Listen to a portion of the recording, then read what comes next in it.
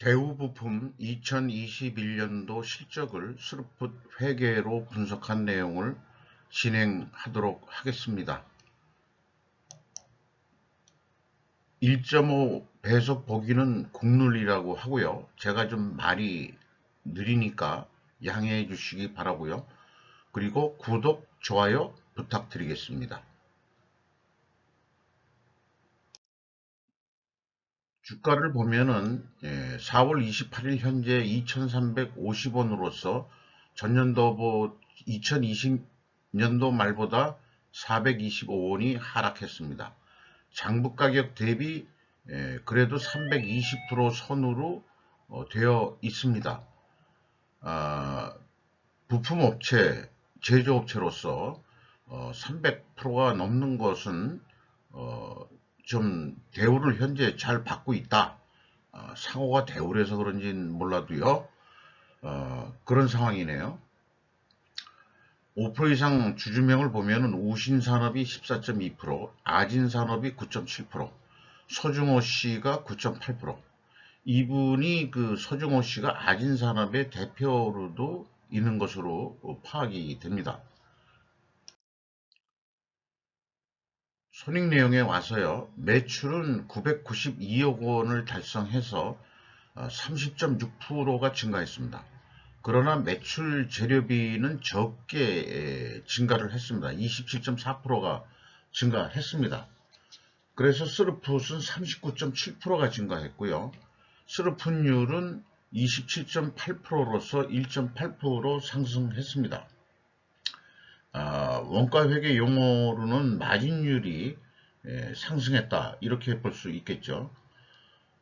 운영비용은 25.5%나 증가를 했습니다. 그 결과 TOE 생산성은 1.04로서 전년도 0.94보다 무려 0.11포인트가 상승했습니다. 영업이익은 12억 원대로서 전년보다 190%가 상승했습니다. 그런데 원가회계 영업이익보다 9,100만 원 더 이익이 났는데 이것은 가공비 배부 재고 자산이 감소했기 때문입니다. 재고 자산 내역을 보면은 WCAI 가공비 배부 재고 자산이 5억 4,100만 원이 감소했습니다. 매출이 증가했는데 재고가 감소하는 것은 어찌 보면은 스루프 쪽 입장에서는 바람직한 일이 되겠습니다. 생산한 것보다 물건을 더 많이 판매했다 이렇게 볼 수 있는 거죠.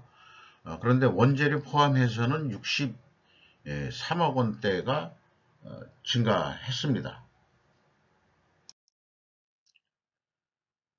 비용의 성격적 분류는 매출원가와 판매 관리비의 합계 금액인데요.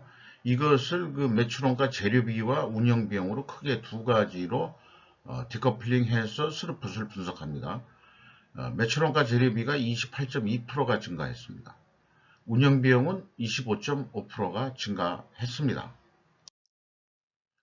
운영비용 중에서 인건비는 123억 원이 집행이 됐고요. 18.2% 증가했습니다. 임금 인상률이 11.2%로 나타났고요. 전년도에는 11.1%가 감소한 거로 나타납니다. 그런데 직원 수는 지속적으로 조금씩 증가하고 있습니다. 이것은 매우 바람직한 일이라고 봅니다. 현재 계속 일자리가 줄어가는 그런 추세에서 이 기업이 직원 수를 이렇게 일자리를 창출해서 해내는 것은 고무적인 일이라고 볼 수 있겠습니다. 그런데 이제 TOC 생산성하고 비교를 시작을 했는데요. 이 생산성이 0.11 포인트가 상승했지 않습니까? 그러면은 그 임금 인상도 그 생산성 범위 내에서 일어나야 된다 한다면 거의 그 유사한 수준으로 나타납니다. 그만큼 회사 성과를 직원들 봉급에 반영했다고 그렇게 봐지는데요. 문제는 이제 2020년도에 적자가 났을 때 또 평균 임금이 줄었다는 거죠. 그만큼 이때는 그 본봉을 깎였다기보다는 잔업이나 이런 게 좀 줄어서 준 거 아닌가 이렇게 이제 판단이 되고요. 또 2021년도에는 직원 수도 늘었지만은 잔업도 좀 많이 한다 이렇게 해석이 될 수 있을 것 같습니다. 그리고 운영 비용 중에서 두 번째로 큰 것이 그 연구 개발비 R&D 비용이겠습니다. 28억 원이 집행이 됐는데 전년보다도 5.5%가 증가했습니다. 가공 비율은 17%로서 2019년보다는 5%가 하락을 했는데 상대적으로 재료비가 크게 상승을 했다. 재료비 원재료 가격이 상승하고 있는 중이다. 이렇게 추정이 됩니다. 그리고 PQ 총 제조 비용의 차이가 있는데 이것은 그 회사의 재고자산 변동 범위의 차이라고 볼 수 있겠습니다.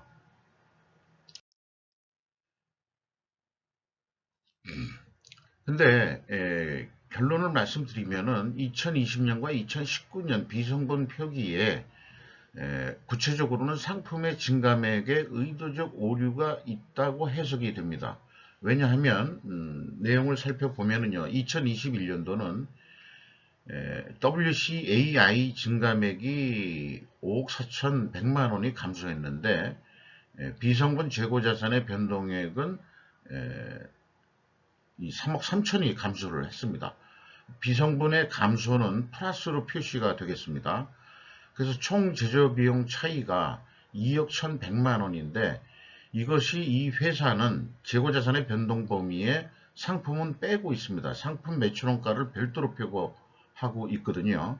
그래서 그거를 감해주면 일치합니다. 그런데 2020년도와 2019년도는 동일한 방법으로 해주면은 6억의 차이가 나고 2019년도는 1억 6,200만 원의 차이가 있습니다. 그래서 이것은 전년도까지 좀 잘못된 결산 아니냐 이렇게 판단이 됩니다. 그런데 그래서 2020년도 사업보고서가 정정 신고가 됐는데요. 그 내용을 보면은 감사 의견에 핵심 감사사항을 재고자산 평가로 나타나 있는데 감사 의견은 적정이었습니다. 뭐가 적정인지 저는 이해하기가 좀 어렵습니다.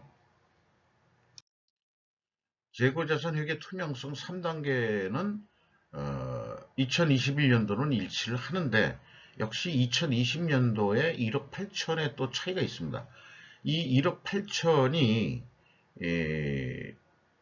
그 무엇인지 추적할 단서는 찾지를 못했습니다. 현금 수익으로 다시 읽어보면은요. 현금이 43억 원이 나갔는데 그렇다면 재고가 43억 원이 늘어야 되는데 재고가 45억 원이 늘었다. 거의 2억 원의 그 재고가 어디서 굴러 떨어져서 생긴 거냐. 이런 게 문제거든요.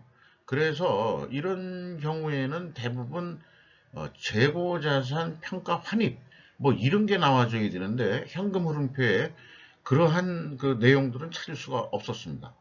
그래서 모든 제조업체 지속적으로 제가 그 강조하는 것은 재고자산의 흐름을 나타내는 그런 공시를 해야 된다. 이렇게 지금 계속해서 강조하고 있는 바입니다. 경영평가지표로 와서요. 회전율, 재고 회전율은 16.2%로 크게 증가했습니다. TOE 생산성도 증가했습니다. 이렇게 동일 방향으로 상승했을 때는 재고자산 매출원가 회계가 투명하다고 가정을 합니다. 투명 가정이라 하더라도 항상 검증은 필요한 건데요. 이때 그 검증 추론은 그렇습니다. 원재료 가격이 하락을 했던가 또는 제품 판매 가격이 상승을 했던가 이 두 가지로 나와줘야 됩니다.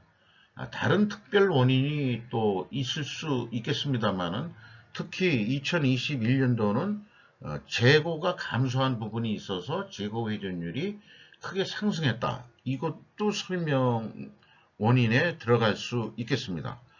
그래서 일반적으로 2021년부터 금감원의 그 공시 제도가 제품 판매 가격과 원재료 가격 추이를 공시하게 되어 있습니다. 그래서 그것을 찾아봤습니다. 원재료 가격에 대한 내용은 없었고요. 제품 가격 추이를 공시를 했는데 보면은 이게 제품 가격이 인상된 것 같지는 않아요. 정확하게는 이제 가중평균을 좀 할 수 있어야 되는데 이 품목별로 매출액이 나와 있지는 않습니다. 내수가 얼마고 수출이 얼마고 하는 매출액만 나와 있기 때문에 이 가중평균을 하기에는 좀 어렵겠습니다.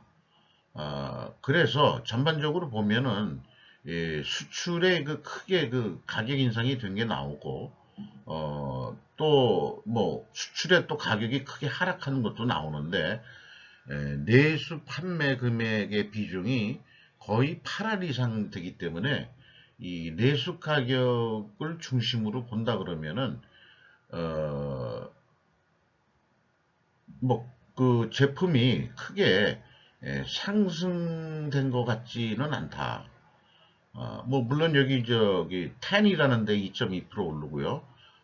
PWM 외 내수가 22.7% 이렇게 됐는데 판매 가격이 그 전반적으로 그 상승했다, 인상이 되었다라고 그 판단하기가 쉽지는 않습니다만은 느낌으로는 그 재고 감소가 그 생산성 그 향상과 재고 회전율 상승에 크게 기여를 했다 이렇게 판단이 됩니다. 현금 재무지표로 와서요. 캐펙스 자본적 투자는 4억 5,300만 원을 했습니다. 종속기업 비율은 1.4%로 크게 높지 않고요. EAT 세후 현금 순이익은 89억 원으로서 전년보다도 현금 수익률로 봤을 때 3.2%가 상승을 했습니다. 이자 부채 레버리지율은 49.2%로 전년과 유사합니다만은 50%가 경영권 방어선이 되겠습니다. 부채 비율은 좀 위험 수준이다 이렇게 볼 수 있겠습니다. 그리고 지급 이자 비율이 상당히 높은 이자를 쓰고 있다 이렇게 봐집니다. 이 대우 부품은 그 차입금을 줄여야 되는 과제를 안고 있다 이렇게 볼 수 있겠습니다. 주주잉여 현금 흐름은 그 이익 배당이 없습니다. 다만 2020년에 1천만 원의 어떤 그 주주들이 돈을 더 낸 형태로 그 분석이 되는데 이것은 이익 배당이나 무슨 다른 어떤 특별한 원인이 아니고 그 종속기업의 자본잉여금을 플러스시킨 금액으로 그렇게 되어 있습니다. 최종 6억 6,200만 원의 현금이 유출이 됐습니다.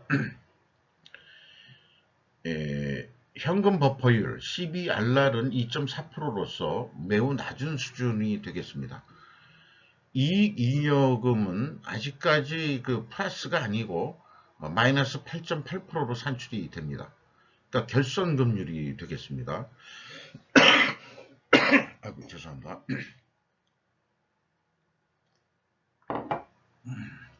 납입자본 성장률은 1.19로 전년과 변함이 없습니다.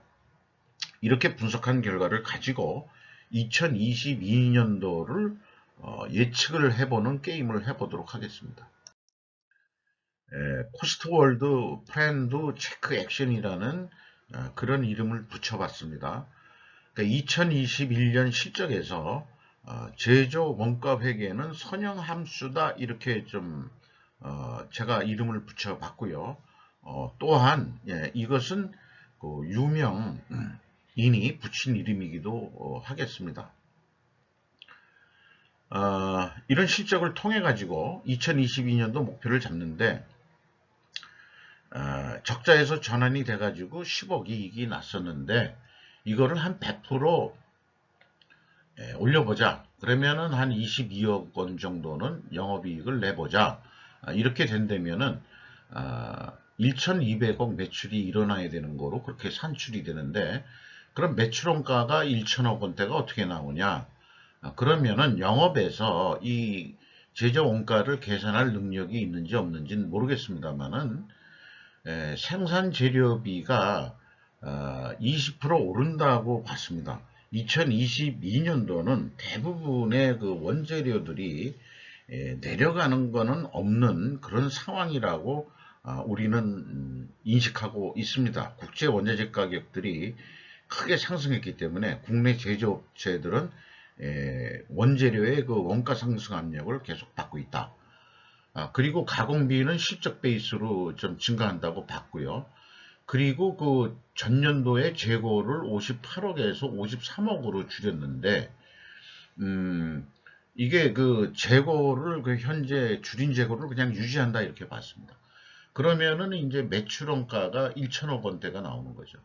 그래서 그 매출원가는 19%가 증가한다. 뭐 계산상으로는 전년도하고 19%하고 20%하고 소수점 차이에서 이제 그 나타난 건데요.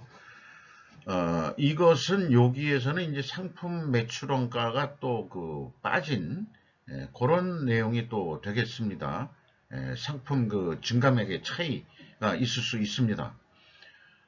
그래서 그 견적을 예를 들어서 이거를 단품이라고 생각을 한다면 완성차 메이커에 12만 원에 판매를 해야 된다고 견적서를 냈다고 그렇게 가정을 해볼 수 있겠습니다.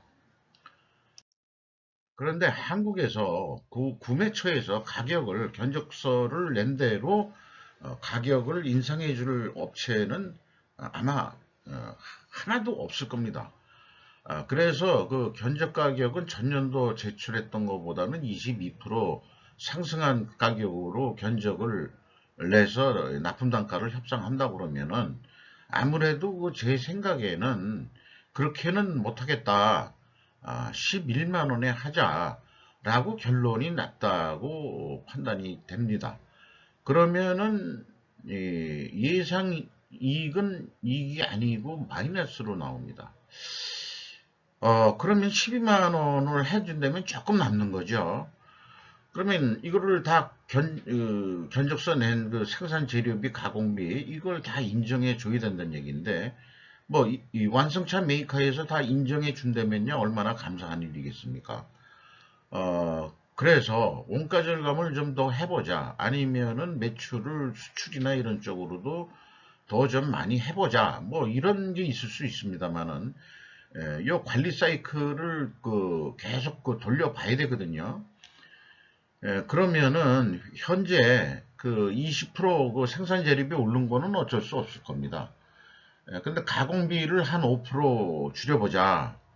그러면은 뭐 인건비를 줄일 수는 없을 거고요. 다른 경비들을 줄이는 고난의 행진을 하게 되는데, 그리고 그렇게 해도 어, 아마 그 이익으로 전환하기는 어려워서 이거를 기말 재고를 제가 이제 그 많이 시뮬레이션 해봤는데요.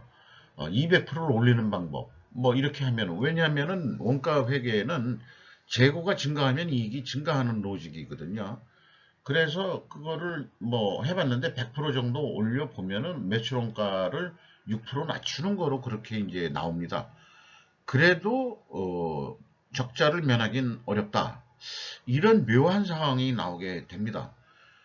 그래서 판단이 되는 것은 원가 회계에는 재고가 감소하면은 이익이 감소하는 그런 로직이라서 상식과 어울리지 않는 그런 모순된 회계가 문가 회계다. 저는 그렇게 계속 강조를 하고 있죠. 물건을 더 많이 팔았다면은 더 이익이 많이 나야 되고 그런 산식이 돼야 되는데 원가 회계는 솔직히 독과점의 논리이기 때문에 생산된 물건은 다 팔릴 거야 라고 해서 들어간 경비나 그 말하자면은 가공비 이런 거를 애드해 가지고 거기에다가 또 그 기말 재고를 기초 재고를 더해서 기말 재고를 빼는 그런 산식이기 때문에 한계가 있다고 보는 거죠. 자관 이런 상황으로 시뮬레이션이 됩니다.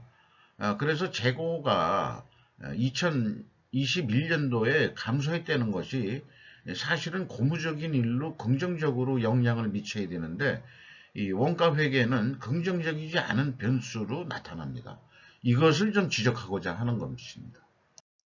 그래서 스루폿 세계에 그로 한번 해보자 그런 얘기입니다. 제 얘기는 이것이 그 이제 실전 분석을 할 수 있음으로 해서 이런 그 이 판매 예측을 할 수 있는 어떤 그 판단을 하게 된 거죠. 그래서 이 전년도 실적이 스르픈율이 28%였습니다. 그리고 재고 회전율이 그 재고가 줄어서 16전 2회전을 했죠. 이거를 2022년도에는 스르픈율을 30%로 2% 올려보자. 그러니까 마진율을 조금 더 받아보자. 그리고 재고 회전율을 높여보자 한다면은 1263억 원의 매출액을 일으키면 된다. 매출 재료비는 20% 인상되는 것은 원가 회계하고 똑같고요. 그래서 이 견적 전략은 눈에 익은 방식대로 그 원가 회계 쪽에서 눈에 익은 방식대로 이제 견적서를 제출한다고 보면은 매출 재료비, 그 다음에 가공비 20% 올린 금액, 판매 관리비 30% 올린 금액 해가지고 적정 이유는 우리는 근데 그냥 100%만 더 받겠다. 이렇게 되면은 1211억 원의 매출을 일으켜야 된다. 이렇게 이제 이 견적서를 제출하게 되는 거죠. 근데 이걸 이제 단품이라고 가정해서도 계속해서 풀이해 나가면은 아까 원가 회계 쪽에서 11만 원 쪽으로 계약이 됐다. 그러면 역시 이쪽도 그 영업손실 8,800원이 나옵니다. 근본적으로 12만 원대는 받아야 기본적으로 이익이 나오는 것으로 되는데 대우 부품이 완성차 메이커하고 얼마나 협상력을 갖고 있을지는 잘 모르겠습니다만은 자관 이 계획으로도 봐도 단가 인상을 더 좀 시켜야 된다 하는 영업에서의 어떤 그 과제가 당면에 하게 될 것이다 이렇게 봐집니다. 그리고요 이렇게 됐는데 코스트 다운이 아닌 스루풋 증가를 위한 대응책을 스루풋은 생각합니다. 그래서 그 실행 결과로 그 노력한 결과를 말씀드리면은 매출 재료비 증가는 그대로 있고요. 그 다음에 그 스루픈율도 그냥 30% 그대로 가져가고 다만 재고 회전율을 18회전으로 올린다. 그렇게 되면은 결과가 어떻게 되냐 그러면은 매출액이 1,300억 정도, 그러니까 13만 2천 원 정도 되겠습니다. 매출 재료비 20% 오른 거는 그대로고요. 가공비는 그 재고 회전이 많이 됐다는 얘기는 그만큼 영업 활동을 더 많이 해서 매출액을 추가 발주를 받는다는 그런 사고방식이기 때문에 그렇게 되면 프로핏이 1,800원 정도 나옵니다. 그래서 가격 협상을 12만 원대로 한다 그러면 당연히 이 영업이익은 더 상승하겠죠.